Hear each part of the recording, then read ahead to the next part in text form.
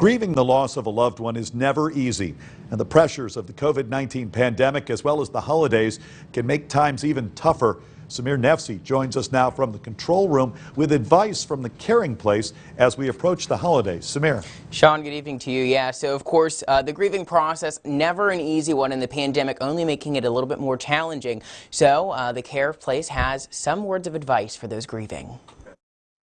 When somebody in our life dies, being around others becomes that much more important. And so in a time when we can't be, it complicates the grief even more. And it really, unfortunately, puts more pressure on the grieving person to find ways to connect. Adding the holidays can make the times even harder than normal. When someone is grieving, we really try to spend time with our families and reaching out for support, which now with the pandemic, it's hard to get that support that people are looking for. Staff members say as we adjust to a physically distant world, it's still important to remain socially connected.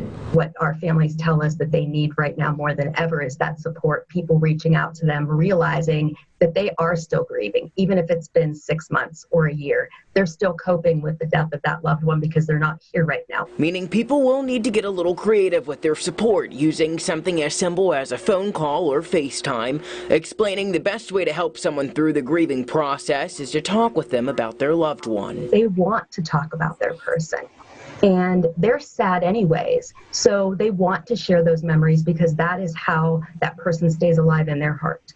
And so don't be afraid to talk about their loved one. So you can connect it to the holiday specifically, or share a memory you have about that person, or you can ask the grieving person, tell me what you're thinking about. Great advice there. You can head over to yourerie.com to look at some creative ways to still stay connected to people who are grieving. Sean?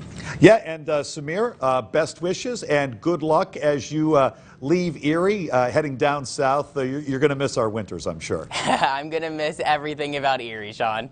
Congratulations. Thank you. Thank you.